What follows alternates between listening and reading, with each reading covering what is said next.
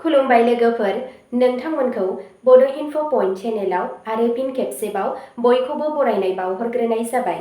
आं दिनै नोंथांमोननि सिगाङाव राशि बायदियै सानसेनि फानजामुथिखौ फरायथिनो लादों। आसा खालामो नोंथांमोना भिडिअखौ नायना मोजां मोनगोन।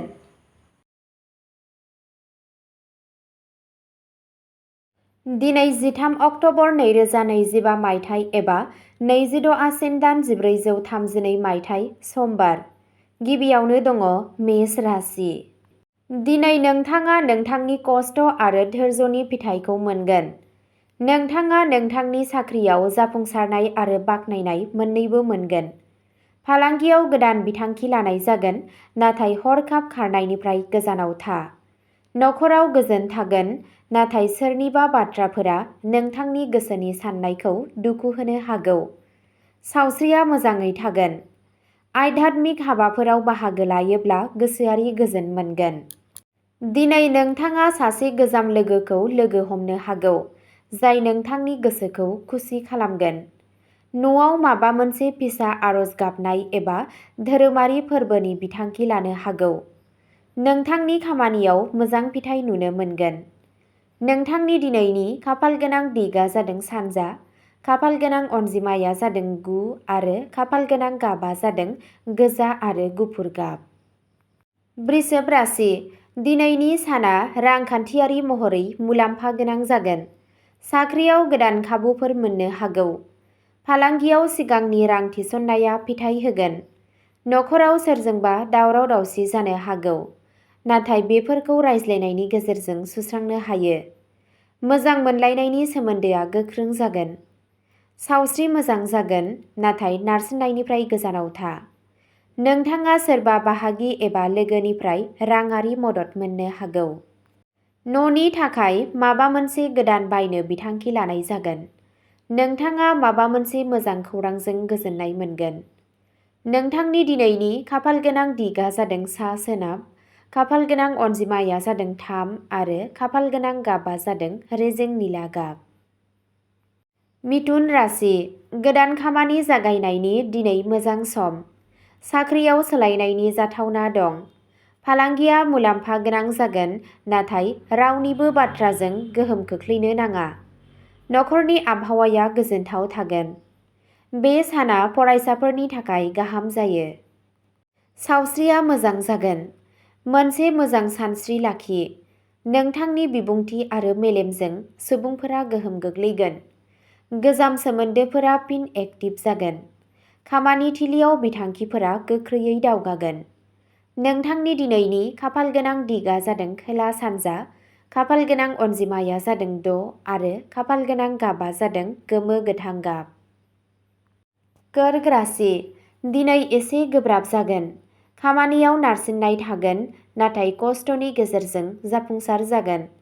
फालांगियाव सांग्रां जा, मानोना माबा मोनसे थगायनाय थानो हागौ। नखरनि गेजेराव फिसा-फिसौ दावराव-दावसि जानो हागौ।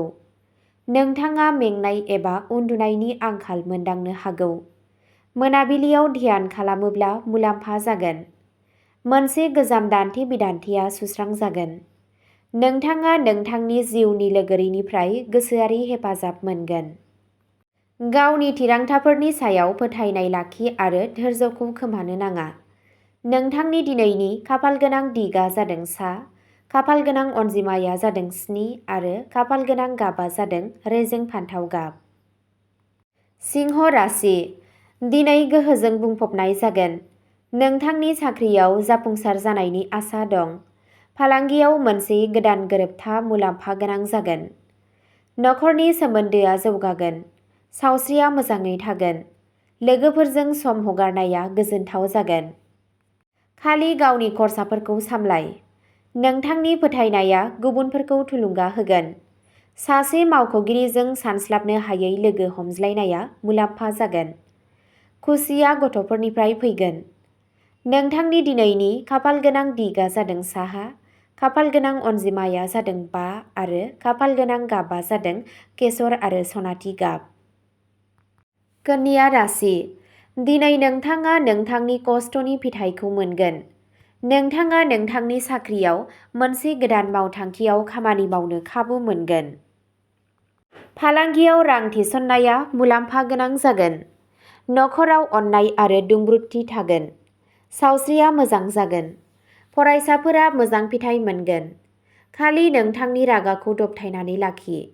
साननि जोबनायथिं नोंथाङा गावजों गाव गोजोननायखौ मोनदांगोन। सोरखौबा मदद खालामनाया नोंथांखौ गोसोआरि गोजोन होगोन। गेदेरफोरनि बोर होनाया मुलाम्फा जागोन। नोंथांनि दिनैनि खाफालगोनां दिगा जादों खोला सोनाब। खाफालगोनां अनजिमाया जादों 4 आरो खाफालगोनां गाबा जादों गुफुर आरो निला गाब। तुला राशि। दिनै खाफाला नोंथांजों थागोन। नोंथाङा खामानियाव गोदान बिबानफोर मोनगोन। फालांगिया मुलाम्फा जागोन। नखराव मोनसे गोजोन आबहावा थागोन। सावस्रिया मोजां जागोन। दावबायनायनि खाबुफोर दं। नोंथांनि मोजां मोनज्लायनायनि जिउआव गोदैया बांगोन। नोंथांनि आत्मबिश्वासआ मोनफ्रोमबो थासारियावनो जाफुंसार जागोन। गोदान सोमोन्दो एबा गोरोबथाया नोंथांनि इयुनखौ गोख्रों खालामगोन। मोनाबिलिनि समखौ गावनि नखरजों हगार। नोंथांनि दिनैनि खाफालगोनां दिगा जादों साहा। खाफालगोनां अनजिमाया जादों 8 आरो खाफालगोनां गाबा जादों रेजें गलाब गाब। वृश्चिक राशि। दिनै नोंथांनि गोसोआ बांगोन। नोंथाङा खामानियाव बैसोगोराफोरनिफ्राय बाख्नायनाय मोनगोन। फालांगियाव मुलाम्फा जागोन, नाथाय हरखाब थिरांथा लानो नाङा। नखराव गोजोन थागोन। सावस्रिया मोजां थागोन। बांद्राय गोसोआरि थिरांथा लानायनिफ्राय गोजानाव था। नोंथांनि सानथांखिफोराव जाफुंसारनायनि इसारा दं। नोंथांनि गोसोनि मोनसे गोजाम लुबैनाया दिनै जाफुंनो हागौ। धोरोमारि आरो सिबिनाय हाबाफोराव गोसो गुदुं जागोन। नोंथांनि दिनैनि खाफालगोनां दिगा जादों सानजा। खाफालगोनां अनजिमाया जादों 10 आरो खाफालगोनां गाबा जादों खमला गाब। धनु राशि। दिनैनि साना मोजां जागोन। नोंथांनि साख्रियाव दावगानाय आरो मान सन्मानखौ बांहोनाय जागोन। फालांगियाव गोजाम सोमोन्दोनिफ्राय मुलाम्फा जागोन। नखराव अननाया थाबाय थागोन। सावस्रिया मोजां जागोन। लोगोफोरजों सम हगारनाया गोजोनथाव जागोन। साननि जोबनायथिं नोंथाङा गोसोआरि गोजोनखौ मोनदांगोन। सासे गोदान सुबुंखौ लोगो हमज्लायनाया नोंथांनि जिउआव मोजां सोलायनाय लाबोगोन। धोरोमारि एबा समाजारि हाबाफोराव बाहागो लानो खाबु मोनगोन। नोंथांनि दिनैनि खाफालगोनां दिगा जादों सा-सानजा। खाफालगोनां अनजिमाया जादों 2 आरो खाफालगोनां गाबा जादों रेजें गोमो गाब। मकर राशि। दिनै खामानिनि नारसिनथाय थागोन, नाथाय नोंथांनि खस्थ'जों गासैबो जाफुंगोन। नोंथांनि साख्रियाव दावगानायनि नेरसोन दं। फालांगिनि थाखाय बेयो एसे जुजिनो गोनां सान जागोन। नखरनि सोरबा सासेनि बोसोनजों खामानिखौ जाफुंहोनो हायो। गावनि सावस्रिनि सायाव नोजोर हो। सासे गोजाम लोगोनिफ्राय हेफाजाब मोनगोन। बिथांखिफोराव सोलाय-सोल' खालामनाया मुलाम्फा गोनां जागोन। नोंथांनि रांखान्थियारि हालोदाव जौगानायनि नेरसोन दं। नोंथांनि दिनैनि खाफालगोनां दिगा जादों सोनाब। खाफालगोनां अनजिमाया जादों 11 आरो खाफालगोनां गाबा जादों हाथफ्ला गुफुर गाब। कुम्भ राशि। दिनैनि साना फोथायनायजों बुंफबनाय जागोन। नोंथाङा खामानियाव गोदान बिबानफोर मोनगोन।